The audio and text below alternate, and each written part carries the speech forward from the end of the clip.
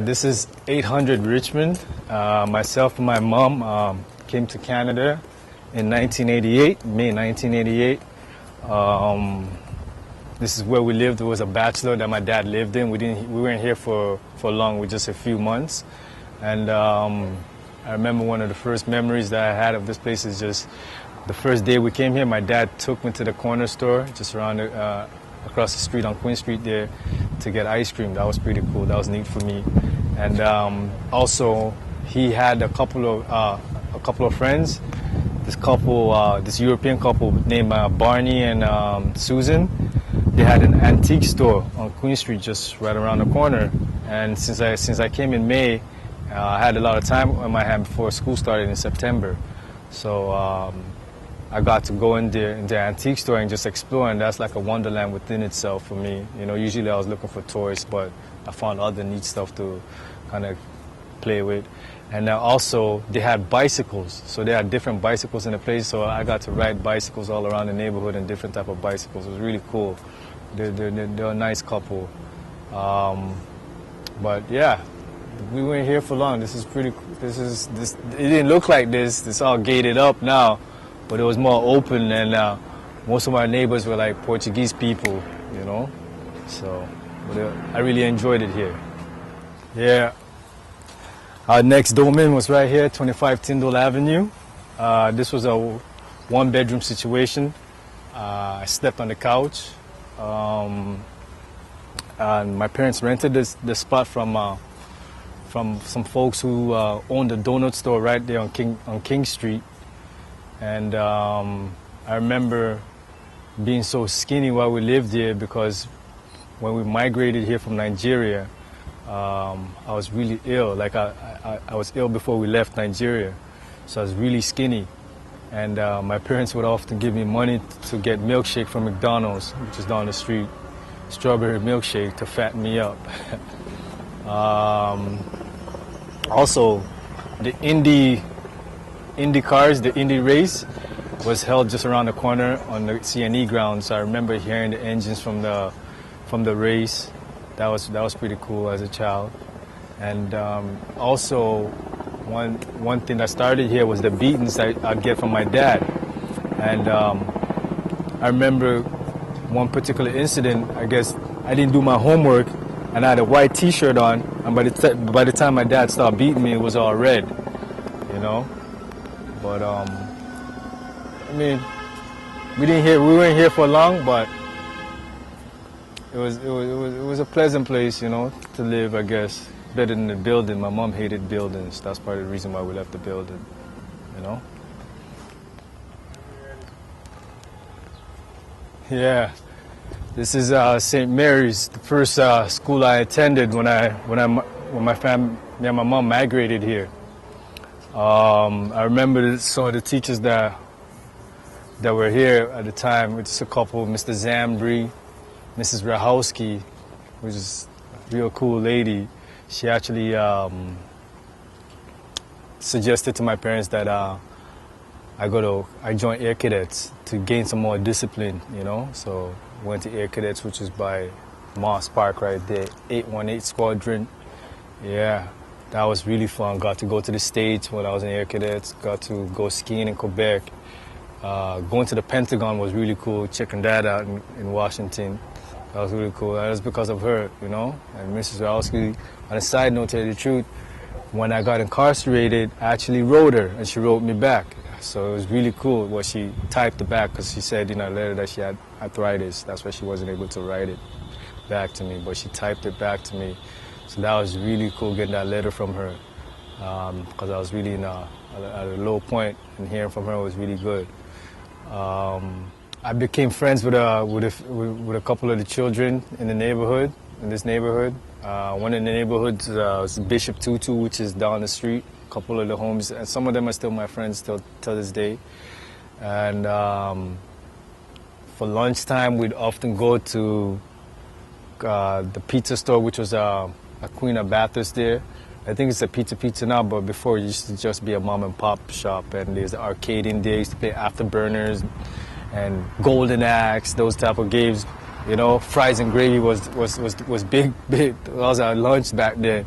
And there used to be a place called Mr. Pung's, which was just down the street from the pizza store. And they had spring rolls.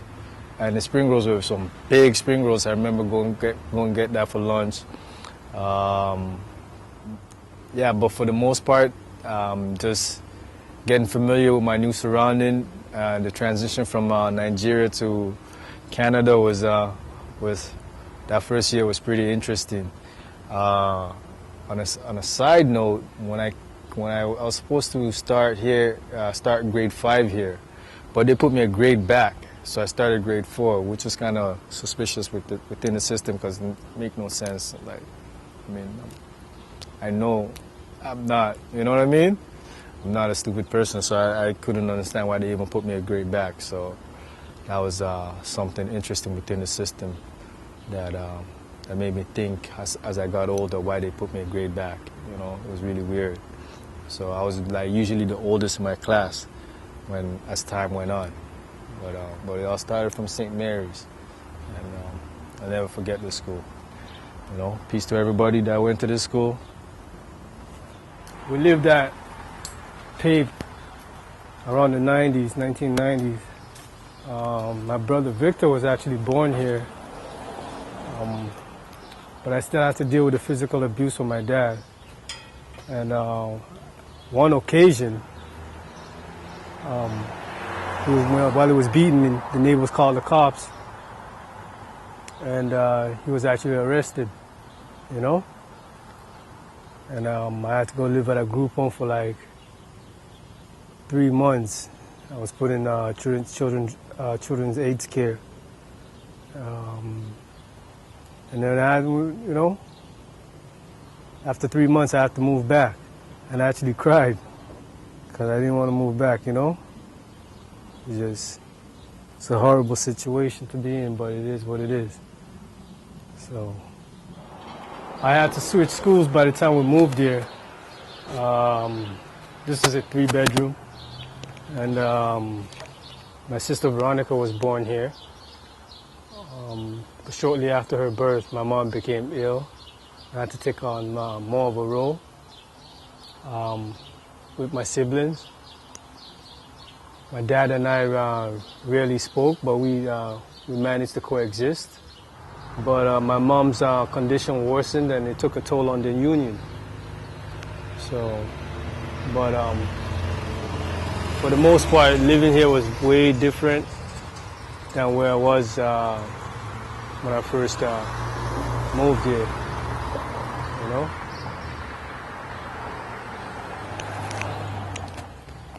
This was the second school I attended. It was very different from the first one. The first one was very multicultural. This one had a bunch of European children in it, but I had no problem adjusting.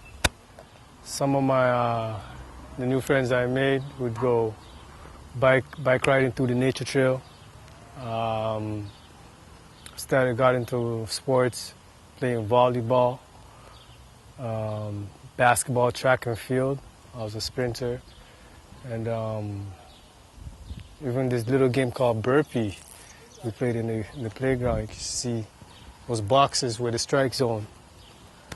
And it was like a two-player game, you know, or you could play like with 3 or 4, 5.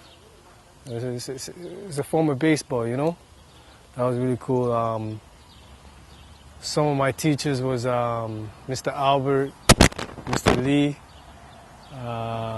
Mr. Kwan. He was a cool guy. And I didn't live too far from here, so I'd go home for lunch. Yeah. It was really cool still. I liked it. It was a different pace.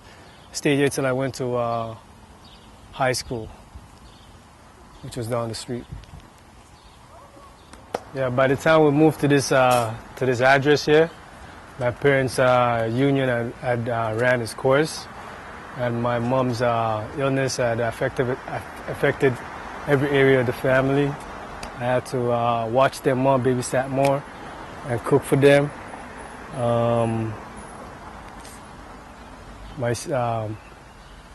My dad went from sleeping on the couch to just basically leaving the house altogether. But before his exodus, we'd get into a couple of altercations, but I was a little older now. And I was fighting back. And my mom actually had to jump in on one occasion, or because I didn't greet him, that's why we got into the altercation. But I was also transitioning from elementary school to high school, so I had to deal with that. And I got a girlfriend by the time I got to high school, and I started working at McDonald's. But at that point, though, just the state of the family was pretty sad because, things were breaking up. My mom's illness, like I said, had taken its toll on the family. My dad had left. But I guess we have to deal with what we have to deal with, I guess you could say it was for the better.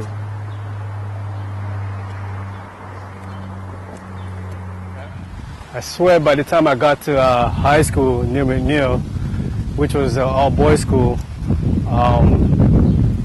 it seemed like everybody that was in the school was either some bad boy or some outcast from another school. But my first couple of years in high school, was spent getting caught up, got in a few problems. But for the most part, I still played sports, but for me, I'd rather hang with the homies at the arcade. And Notre Dame, which was a all-girl high school, was just down the street.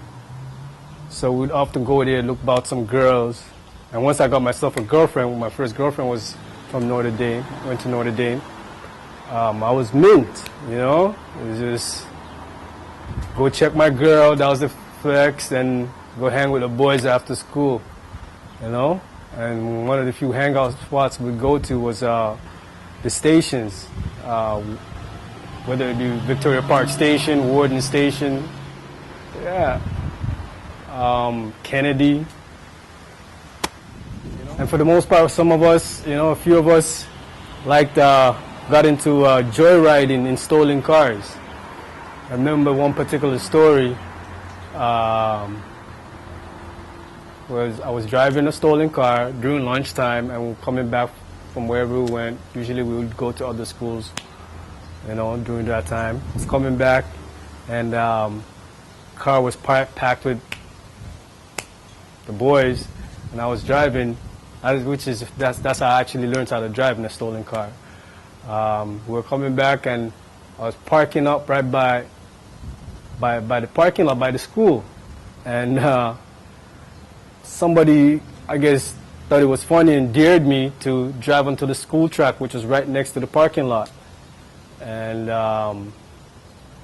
back in those times, you can't really dare people, you can't dare anybody because we're always game for it, So I drove the car over the curb and started to drive on the school track, and I guess the guys in the car didn't think I was going to do it, so they got paranoid and started jumping out. The door's wide open as I'm trying to accelerate. And just so happened, the art class, which is right next to the school track, was in a portable.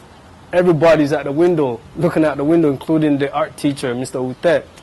I remember seeing him with his mouth open. I was like, got me paranoid, so I jumped out the car while the car was in the drive, was still in drive. And he was just kept on driving.